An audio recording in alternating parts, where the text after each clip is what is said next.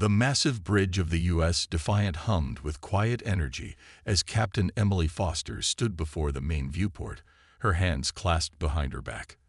The stars stretched endlessly before her, but her attention focused on the growing cluster of lights at the edge of human space. The alien fleet was still gathering, and with each passing hour, more ships joined their ranks. "Captain, I'm picking up another wave of arrivals," Lieutenant David Cooper called out from his sensor station. His fingers danced across the holographic display, bringing up detailed scans. "That makes it 712 ships now. Energy signatures match vessels from at least 8 different species." Emily's jaw tightened, but she kept her expression neutral. 10 years of command experience had taught her the importance of staying calm in front of her crew. "Keep tracking them, Cooper. I want to know every time they sneeze." The Defiant was humanity's newest and most advanced battleship, but even she had to admit that facing over 700 alien vessels seemed like impossible odds. Not that the aliens knew what they were really up against. "Message coming in from Earth Command," announced Communications Officer Lisa Park. Her voice carried across the bridge, drawing everyone's attention. "Admiral Wilson wants to speak with you, Captain." "Put him through to my ready room," Emily ordered, turning on her heel. The door slid open with a soft hiss, and she stepped into her private office. The wall screen flickered to life, showing the weathered face of Admiral Wilson. "Captain Foster," he greeted her, his expression grim. "I assume you're watching our unwelcome visitors." "Yes, sir. They're still gathering strength. We expect them to cross the 1,000-ship mark within 24 hours. The Admiral nodded slowly. "The Galactic Council is making their statement clear. They think they can bully us into submission with a show of force." He leaned forward, his voice dropping. "What they don't know is that the Defiant was built for exactly this scenario." Emily glanced at the small blue crystal sitting on her desk, the visible portion of the quantum core that powered her ship. "Sir, should we inform them about our capabilities? Maybe prevent unnecessary bloodshed?" "Negative, Captain. The Council has already made their position clear. They consider humanity too dangerous to join their alliance, too aggressive to be trusted with advanced technology." The Admiral's laugh was bitter. "If they only knew what we've achieved on our own." A knock at the door interrupted them. "Enter," Emily called out. Lieutenant Cooper rushed in, his face flushed with excitement. "Captain, sorry to interrupt, but you need to see this. We're detecting unusual energy patterns from the alien fleet." "Keep me informed, Captain," Admiral Wilson said. "And Emily, remember what's at stake." Wilson out. Back on the bridge, Cooper pulled up his readings on the main screen. "Look at these energy signatures, Captain. They're nothing like we've seen before. It's as if they're building something." Emily studied the data, her trained eye picking out patterns. The alien ships were arranging themselves in a complex formation, their combined energy fields creating something larger. "They're forming a net," she realized aloud. "A containment field to trap us in our own system." "Correct, human captain," a new voice boomed across the bridge. A hologram materialized in the center of the bridge. A tall, ethereal being with silvery skin and multiple eyes. "I am High Commander Zixtal of the Galactic Council's Defense Fleet." Emily stepped forward, her boots silent on the deck plating. "This is Captain Emily Foster of the U.S. Defiant. You are amassing military forces on the border of human space. Explain yourself." "We are the galaxy's last defense against your kind," Zixtal declared. "Your species advances too quickly, develops weapons too eagerly. The Council has determined that humanity must be contained." The bridge crew exchanged glances, but Emily kept her eyes locked on the alien commander. "And if we refuse to be contained, then we will demonstrate why the Council has ruled this galaxy for 10,000 years." The hologram flickered. "You have 6 hours to power down your ships and accept our terms. Otherwise, we will be forced to show humanity its proper place in the cosmic order." As the hologram vanished, Emily allowed herself a small smile. The aliens thought they were dealing with a simple human battleship. They had no idea that the Defiant represented humanity's greatest technological achievement, a quantum weapons platform that could rewrite the laws of physics themselves. "Battle stations," she ordered calmly.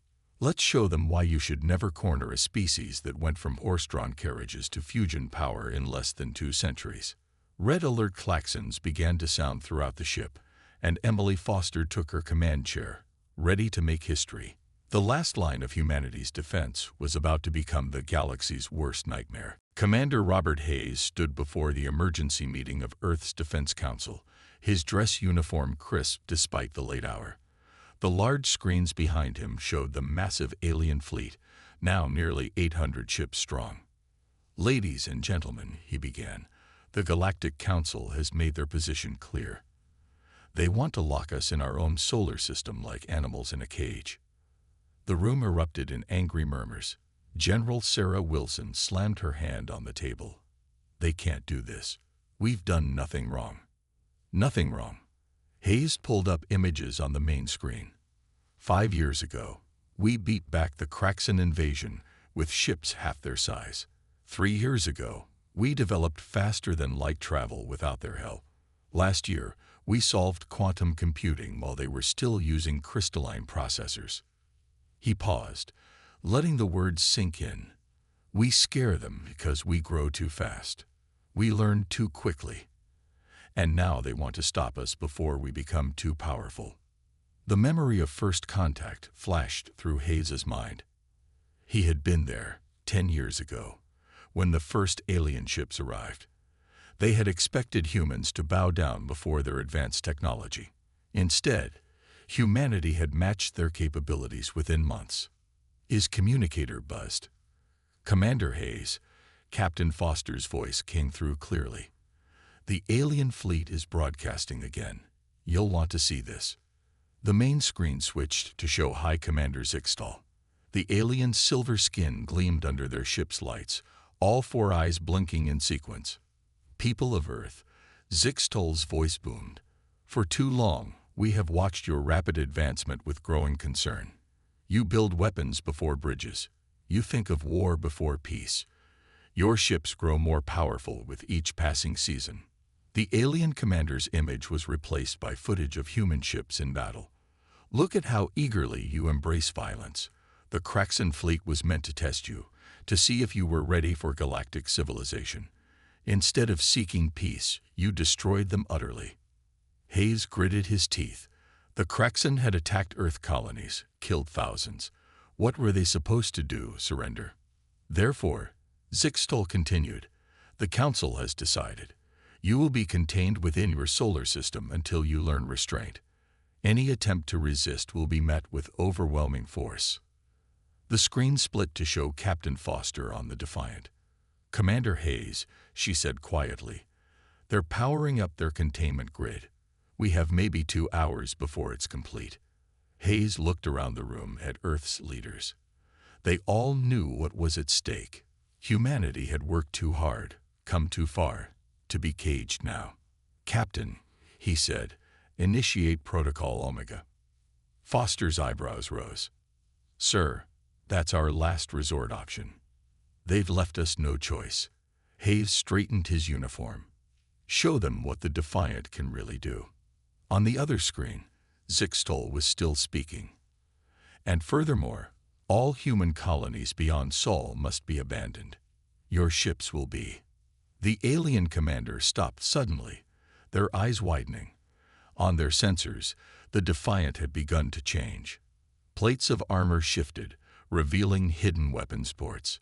The ship's quantum core pulsed with blue light, sending waves of energy rippling through space. The alien sensors couldn't even begin to understand what they were seeing. "What is this?" Zixtal demanded. "What are you doing?" Hayes smiled grimly. "Teaching you why it's dangerous to back humans into a corner. Captain Foster, you have permission to demonstrate our capabilities." "Aye, sir."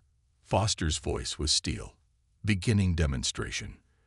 The Defiant's main quantum cannon powered up, its energy signature making the alien sensors scream in confusion. This was technology they had never seen before, never even dreamed was possible. Last chance, Commander Zixtal, Hayes offered. Withdraw your fleet. Let's talk about this like equals. The alien commander's silver skin had paled to white. Impossible. Our sensors indicate power levels that cannot exist. What are you? We're human, Hayes answered simply. And we don't take kindly to threats. In space, the Defiant's quantum cannon reached full power. Captain Foster sat calmly in her command chair, watching the alien fleet scramble to adjust their formations. Target their command ship's engines only, she ordered. Let's show them what happens when they try to cage humanity. The quantum beam lanced out, its energy warping the very fabric of space. The galaxy was about to learn an important lesson about human ingenuity, and why some species should never be backed into a corner. Chief Engineer Anna Martinez wiped the sweat from her forehead as she worked deep in the heart of the U.S. Defiant. The quantum core pulsed with bright blue light, filling the engine room with its soft hum. Her hands moved quickly over the controls, making small adjustments to keep the immense power stable. Atlas, how are the containment levels? She asked the ship's eye. Quantum core stability at 97%. Atlas replied, its voice surprisingly human-like. But Anna, I'm detecting something unusual in the power patterns. Martinez looked up at the nearest sensor panel. The eye was right.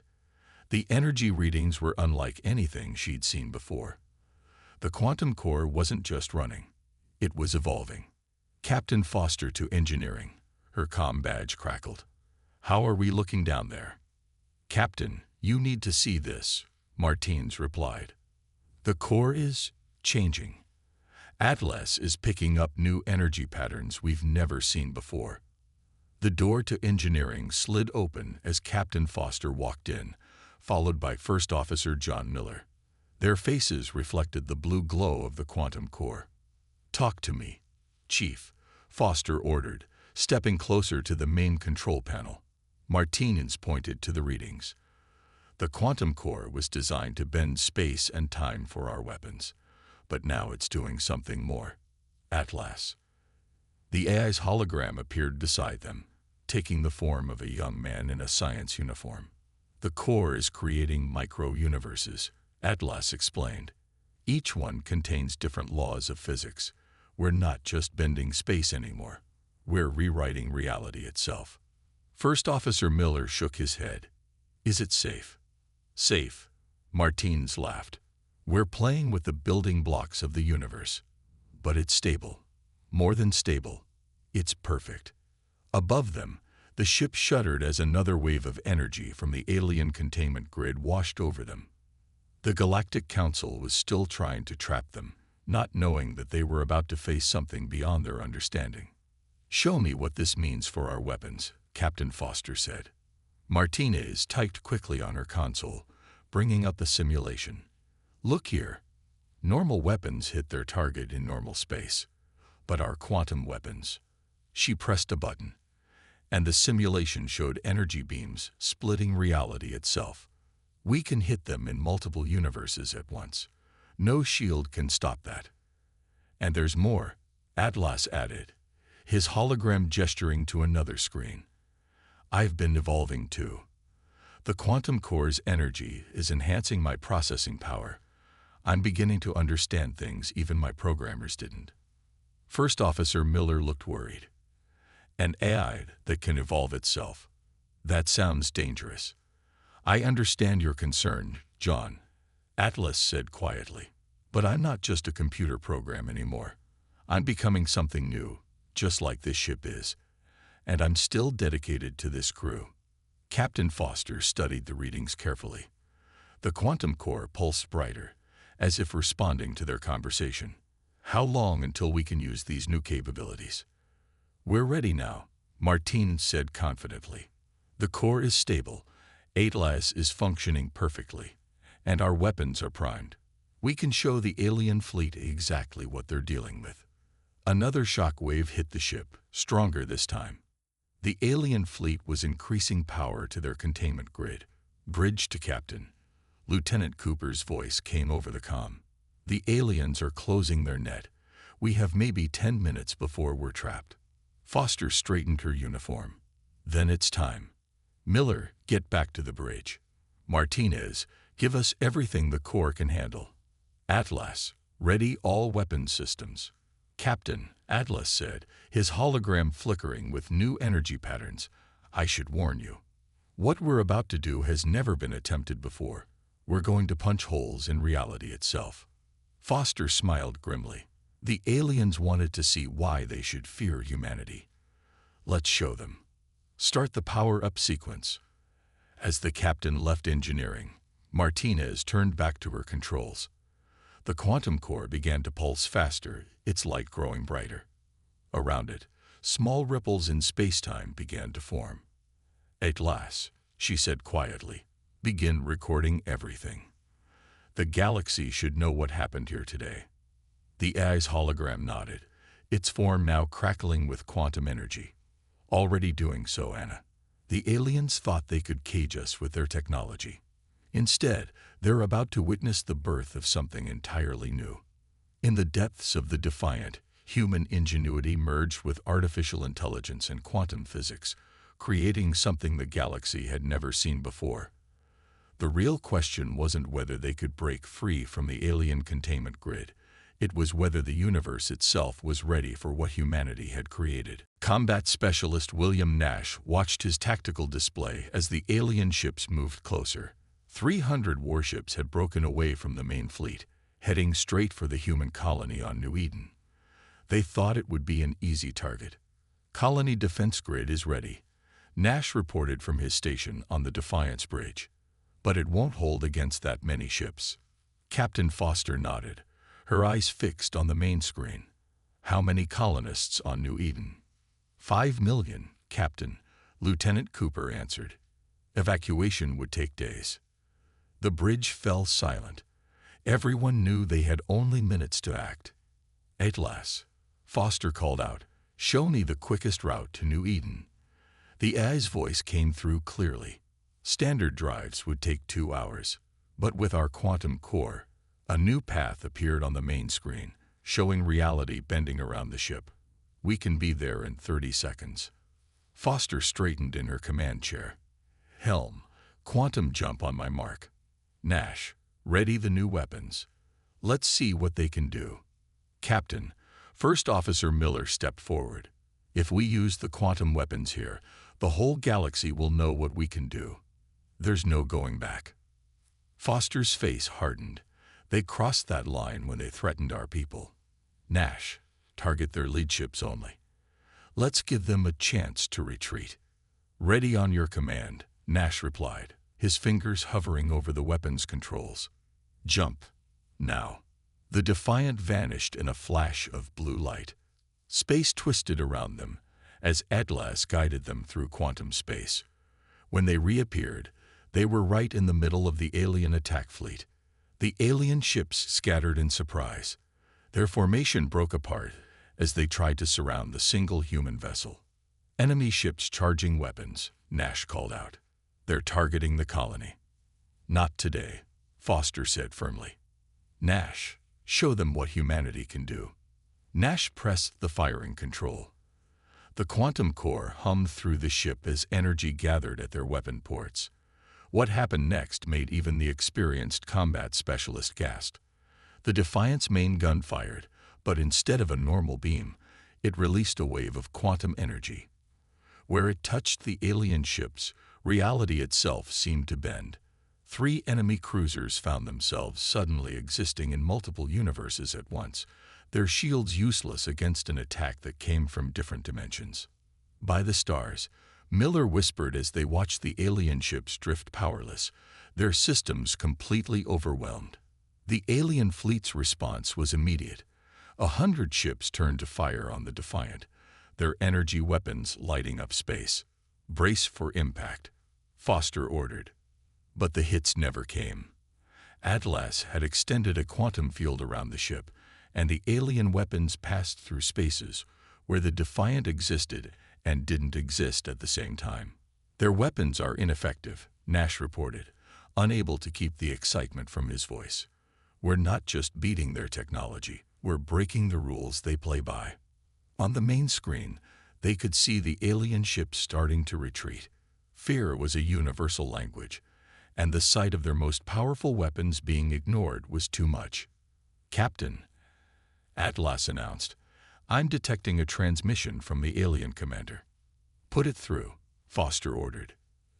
A shaken alien voice filled the bridge. "What are you? How is this possible?" "We tried to tell you," Foster replied calmly. "Humanity doesn't take well to threats. Return to your fleet. Tell them what you saw here." The alien ships turned and fled, leaving their disabled companions behind. Nash's tactical display showed them running at maximum speed back to the main fleet. "Should we pursue?" Miller asked. Foster shook her head. "No need. They'll tell the others what they saw. Sometimes the best weapon is fear itself." She turned to Nash. "Status of the disabled ships. Life support is intact," he reported. "They're stuck between dimensions, but they're alive. Our rescue ships can safely get their crews out." "Good."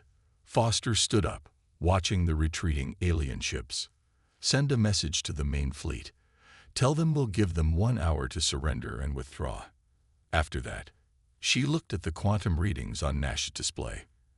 "After that, we show them what this ship can really do." The bridge crew worked in silence, knowing they had just changed the galaxy forever. Humanity's secret was out. They weren't just advanced, they had broken the laws of physics themselves. As Nash prepared the rescue operations, he couldn't help but smile. The aliens had thought they were coming to cage a primitive species. Instead, they had awakened something beyond their understanding. Lieutenant Susan Chen sat at her tactical station, watching as the entire alien fleet moved toward the Defiant. After their defeat at New Eden, the Galactic Council had decided to commit all their forces to this final attack. Nearly 1,000 ships filled her screen. "They're forming attack groups," she reported, her fingers moving quickly over her console. "Wait, I'm seeing a pattern in their formation." Captain Foster turned to her. "What kind of pattern?" "Their ships are connected by energy lines," Chen explained, pulling up the sensor data on the main screen. "Each group of ships shares power, making their shields stronger. But," she smiled, "it also makes them vulnerable." The massive alien fleet drew closer, their ships moving in perfect sync. High Commander Zixtel's face appeared on their screen, their silver skin now dark with anger.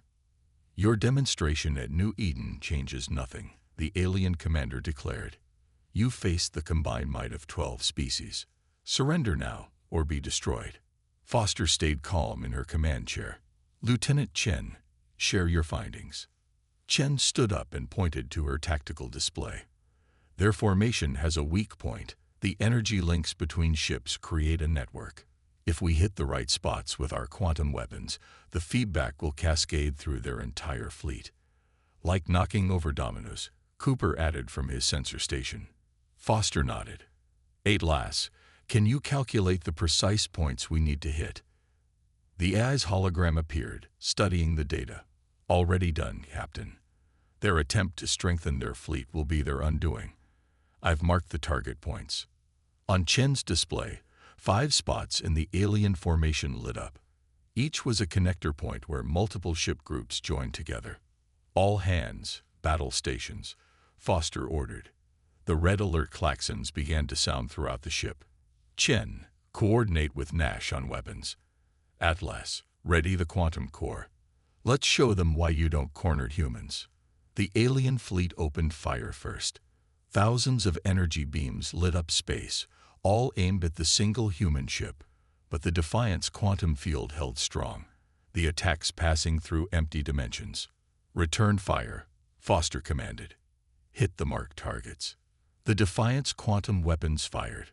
Reality bent and twisted as the beams struck the alien formation. At first, nothing seemed to happen.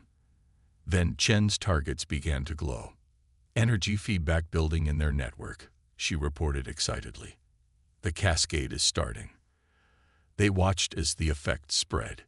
Ship after ship lost power, as the quantum energy overloaded their connected systems. Shields failed. Weapons went dark. The perfect formation became their perfect trap. Incoming transmission, Cooper called out. Multiple alien ships are signaling their surrender. On the main screen, they could see entire sections of the alien fleet going dark, their crews realizing the futility of their attack. Other ships began to retreat, breaking formation to flee. High Commander Zixtal appeared again, but now the alien leader looked shaken. How? How can one ship defeat our combined fleet? Because you didn't understand what you were fighting, Foster replied. Humanity doesn't just use technology. We change it, improve it, make it do things nobody thought possible. You tried to cage us because you feared what we might become. Now you see why. Chen's tactical display showed more and more alien ships powering down or retreating. The mighty fleet that had come to contain humanity was falling apart. Captain, Atlas announced, I'm detecting multiple distress calls from the disabled ships.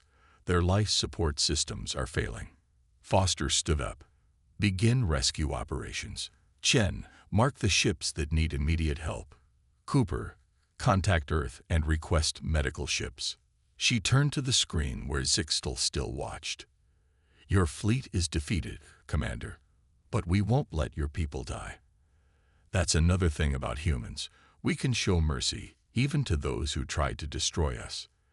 The alien commander was silent for a long moment. Perhaps we were wrong about your species. As Chen coordinated the rescue efforts, she couldn't help but feel proud. The Defiant had just shown the galaxy that humanity was more than advanced weapons and quantum physics. They were powerful enough to win and compassionate enough to help their defeated enemies. Rescue ships are on their way, she reported. We'll have the alien crews safe within the hour. Foster nodded, watching as the once mighty alien fleet drifted powerless in space. Send word to all ships. The battle is over. Now we show them why humanity deserves its place among the stars. The Defiant's quantum core pulsed softly, its blue light a beacon in the darkness of space. The galaxy would never be the same after this day. Engineer Kevin Pierce stood in the Defiant's conference room, looking at the holograms of alien ships floating above the table. The rescue operation had been going for 6 hours, and they had learned something interesting about their quantum weapons. Look here, he said, pointing to one of the disabled alien vessels. The quantum effect didn't just shut them down. It changed how their technology works. Captain Foster and the senior staff listened carefully as Pierce explained his discovery. The young engineer had been working non-stop since the battle ended. We can help them, Pierce continued. I found a way to reverse the quantum effects without destroying their ships. We can show them we're not the monsters they think we are. Before anyone could respond, Atlas appeared in the room. Captain, we have an urgent transmission from the Galactic Council. They're arguing among themselves. The hologram changed to show the council chamber. 12 alien leaders were shouting at each other, their voices a mix of fear and anger. The humans must be destroyed. One counselor yelled, their red scales flashing. They spared our crews, another argued back. They're saving our people even now. High Commander Zixtal stood in the middle of the chaos. The silver-skinned alien looked tired. The humans have proven they could destroy us all. Yet they choose to help instead. Perhaps it is time we listen to them. Captain Foster watched the debate with a frown. First Officer Miller stepped forward. Captain, we need to make a decision. The quantum core's power is changing things we don't fully understand. Are we right to use it? Atlas, Foster called out. What do you think? You're connected to the core. You've evolved with it. The AI's hologram flickered thoughtfully. The quantum core shows us infinite possibilities, Captain. In some universes, we used its power to conquer. In others, we used it to explore. The choice was always ours. Pierce raised his hand.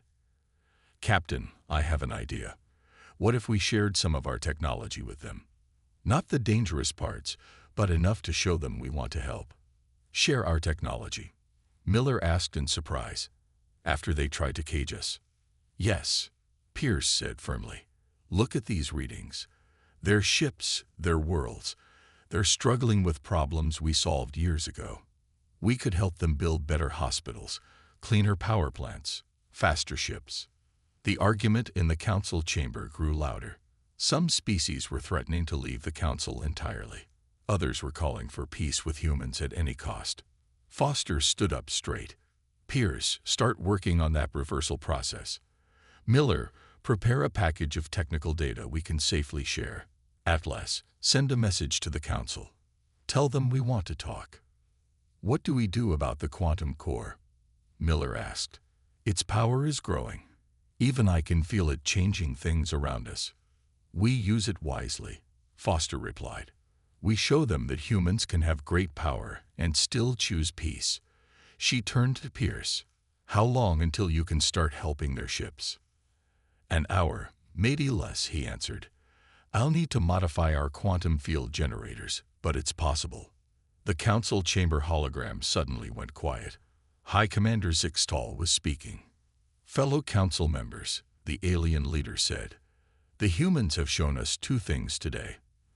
They showed us power we cannot match, and mercy we did not expect.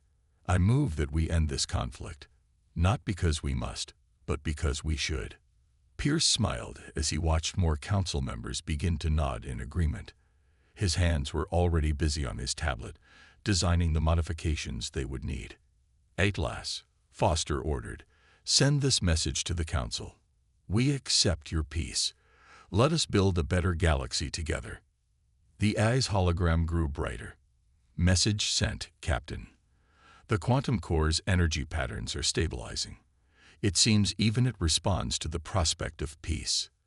As Pierce headed back to engineering to begin his work, he heard the council chamber erupt in cheers.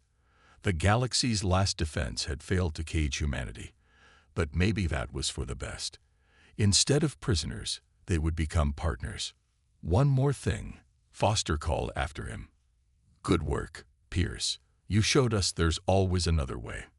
He nodded, thinking of all the good they could do with their advanced technology. The quantum core had given them power over reality itself, but their humanity had shown them how to use it wisely.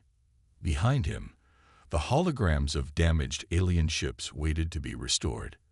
The real work of peace was about to begin. The great hall of the Galactic Council gleamed under bright lights as Captain Emily Foster walked down its central aisle.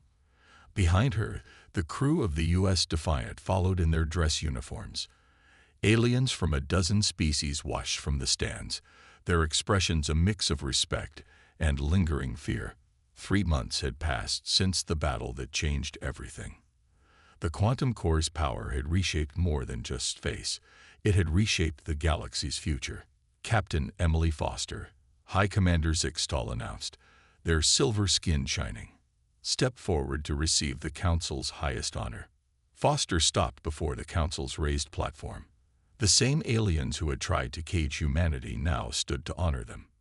In 3 months, Zixtal continued, your people have helped us more than we could have imagined.